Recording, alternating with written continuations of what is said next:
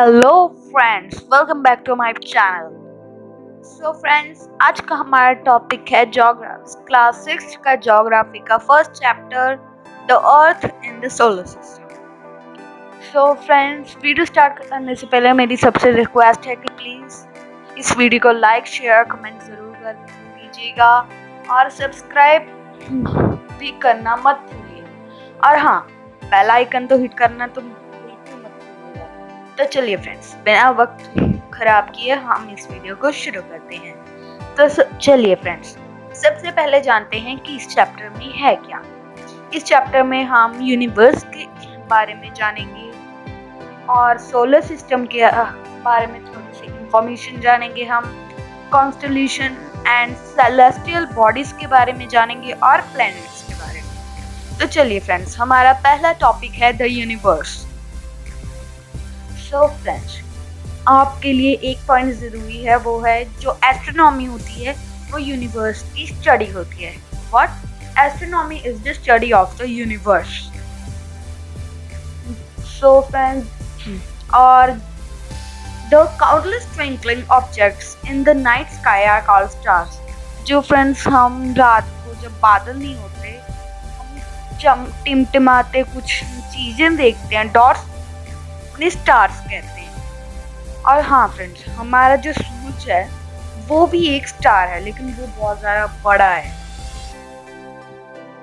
और बाकी जो स्टार्स हैं वो भी मतलब सूरज की तरह ही हैं, लेकिन वो हमसे बहुत ज़्यादा दूर हैं, जिसके कारण हम उनको दिन में नहीं देख सकते। वैसे होते वो वहीं पे हैं और इसलिए हमें रात को वो बिल्कुल छोटे छोटे दिखते हैं।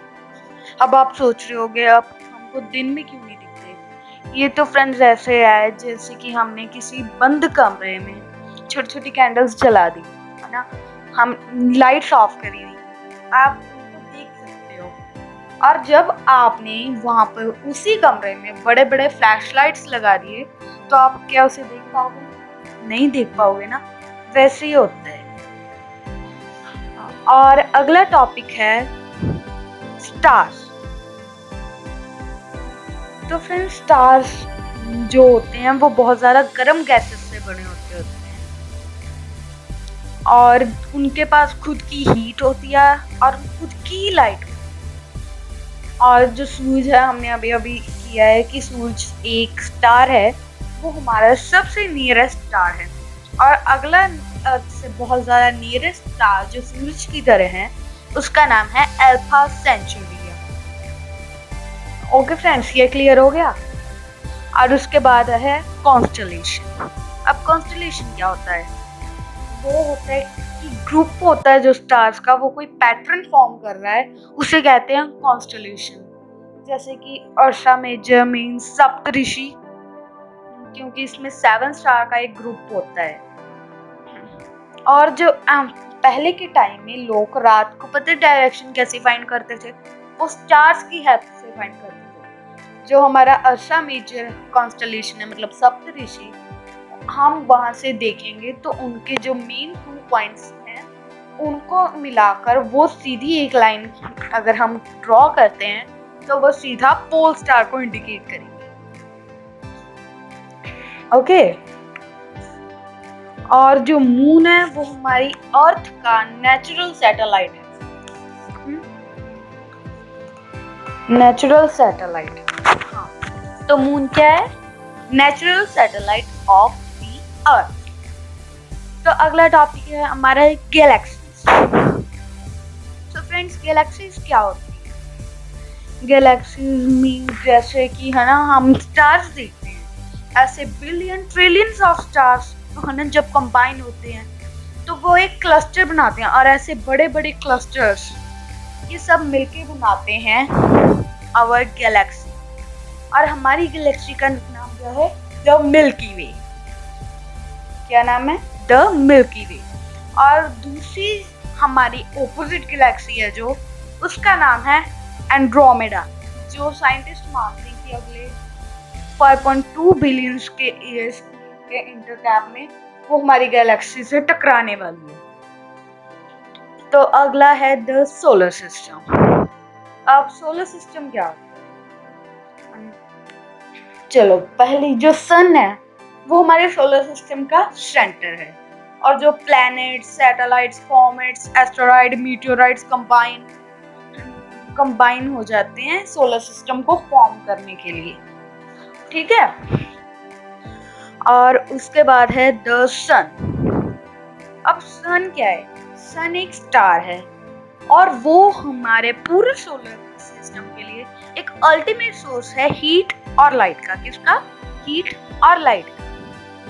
और जो प्लैनेट्स हैं वो हेवनली बॉडीज होती हैं जो सन के आले दुआले, मतलब उसके आसपास चक्कर काटते हैं, क्योंकि सन एक बहुत ज़्यादा बड़ा स्टार है। इसके लिए उसकी ग्रेविटेशनल फोर्स इतनी ज़्यादा है कि उसने इन सभी प्लैनेट्स को होल्ड करके रखा हुआ है।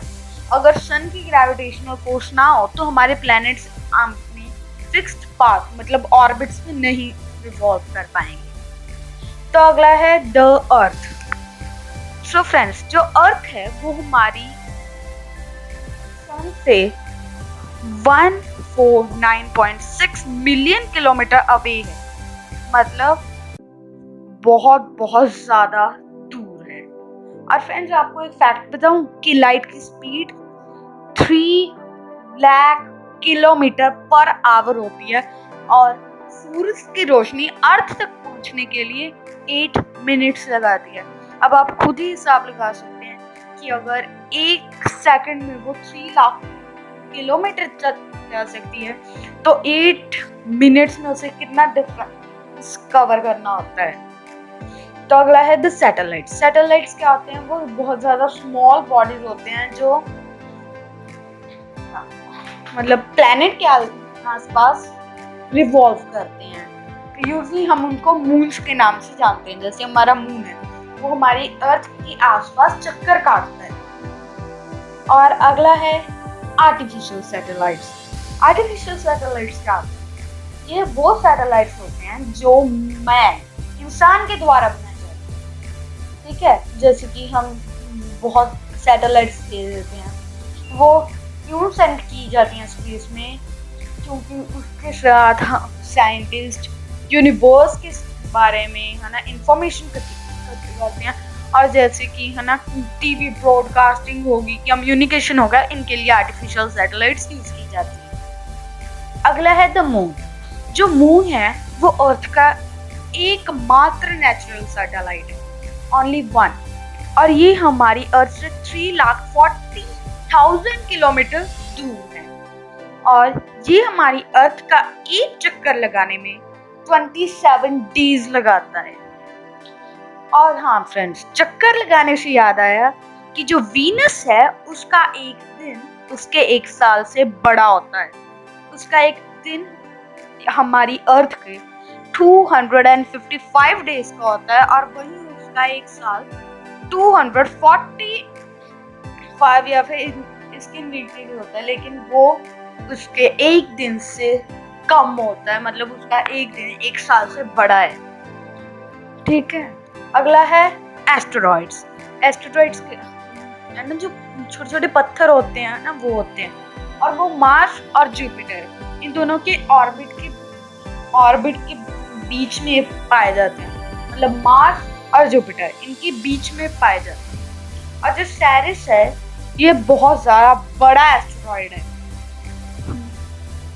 और साइंटिस्ट ये मानते हैं कि जो है ना वो छोटे छोटे है ना एस्टेरॉइड्स होते हैं वो एक प्लैनेट से एक्सप्लोड होकर बने, और या फिर वो मैटर है जो कभी भी प्लैनेट फॉर्मिंग प्रोसेस को पूरा ही नहीं कर पाया। फिर उसके बाद कॉमेट्स आते हैं। कॉमेट्स किसके बने होते हैं? वो आइस एंड मीटियोरिक फ्रेगमेंट्स के बने होते हैं, और वो अपना उनका भी एक पाथ है, वो सालों में पूरा करते हैं उसे। और कॉमेट हैली है ना एक कॉमेट है जो है ना रेगुलरली हमारी अर्थ के आसपास से गुजरता है, लेकिन वो 76 इयर्स के इंटरवल में सिर्फ एक बार होता है। और अब मीटियोराइट्स होते हैं छोटे छोटे पत्थर के टुकड़े जो स्पेस में होते हैं। उन्हें शूटिंग स्टार्स भी कहा जाता है, क्योंकि जब वो एटमॉस्फेयर में एंटर करते हैं वो थोड़ी सी उनके पीछे आग लग जाती है। और करीब करीब 50,000 साल पहले एक मीटियोराइड अर्थ पे गिरा था और उसने बहुत बड़ा क्रेटर बना दिया था जिसे मीटियोर क्रेटर के नाम से जाना जाता है और वो है Arizona United states of America मतलब यूएसए में। अब आगे है हमारी एक्सरसाइज और फ्रेंड्स ये है आपकी सारी एक्सरसाइज जिसमें है ना एमसीक्यूज, मल्टीपल चॉइस मतलब tick the correct answer, true false and fill up सेल ना। तो फ्रेंड्स हमने अब पूरे चैप्टर का मेन पॉइंट्स इसमें से पढ़ लिए हैं। तो अब इनमें से बताइए कि जो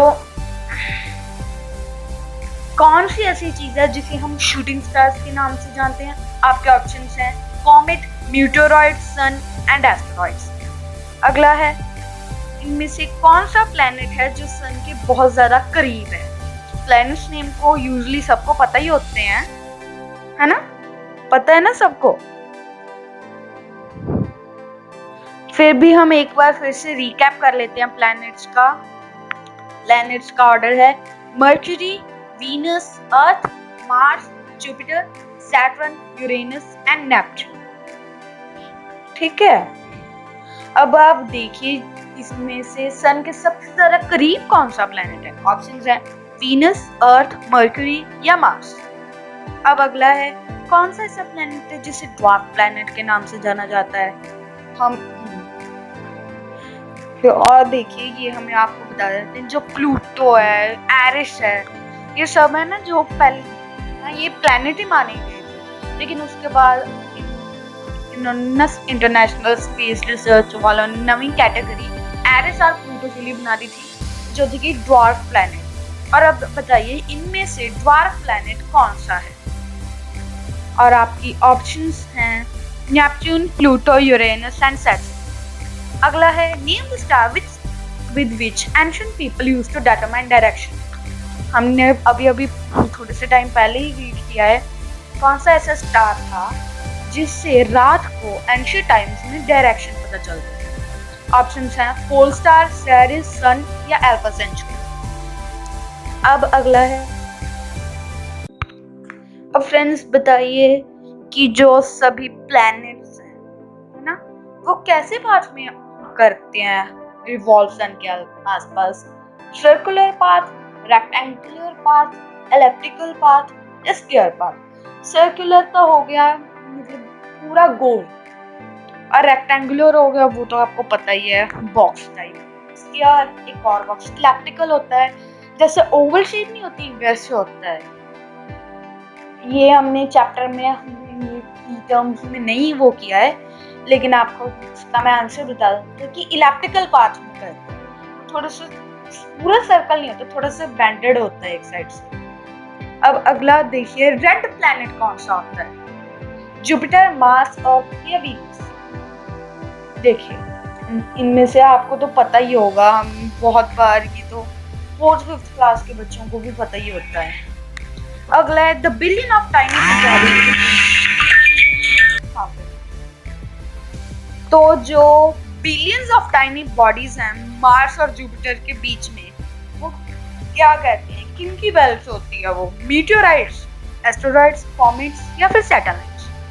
ठीक है, अगले ने फिल इन द ब्लैंक्स।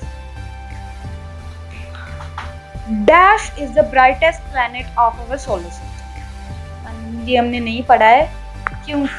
हमारा ब्राइटेस्ट प्लैनेट पता है कौन सा है, वो है वीनस।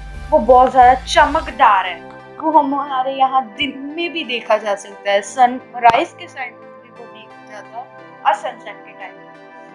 अगला Saturn looks beautiful because of its dash around. Saturn किन के कारण अच्छा लगता है और उसके आसपास क्या लगे हुए हैं जिसके कारण वो खूबसूरत लगता है। अगला the second largest planet of our solar system क्या है। हमारा सेकंड लार्जेस्ट प्लैनेट कौन सा है solar system. Meteor fragments that reach the ground are known as। Meteor fragments जो ग्राउंड पे पहुंच जाते हैं उन्हें क्या कहते हैं, meteorites। Dash is a group of 7 stars। 7 stars का ग्रुप कौन सा है। अगले हैं true false। The sun is the ultimate source of light and heat for the solar system। जो सूरज है वो सोलर सिस्टम के लिए ultimate source heat and light का है। अगला है mercury is the brightest planet in the solar system. जो मरकरी है वो हमारे सोलर सिस्टम का सबसे ब्राइटेस्ट प्लैनेट है। हमने फिलिप्स में भी किया है, ट्रू और फॉल्स। अगला है जो स्टार्स होते हैं उनके पास खुद की हीट एंड लाइट होती है। अगला है जो हैली कॉमेट है वो अर्थ को रेगुलरली विजिट करता है और एक बार 76 ईयर्स के इंटरवल में ही देखा जा सकता है, ट्रू और फॉल्स।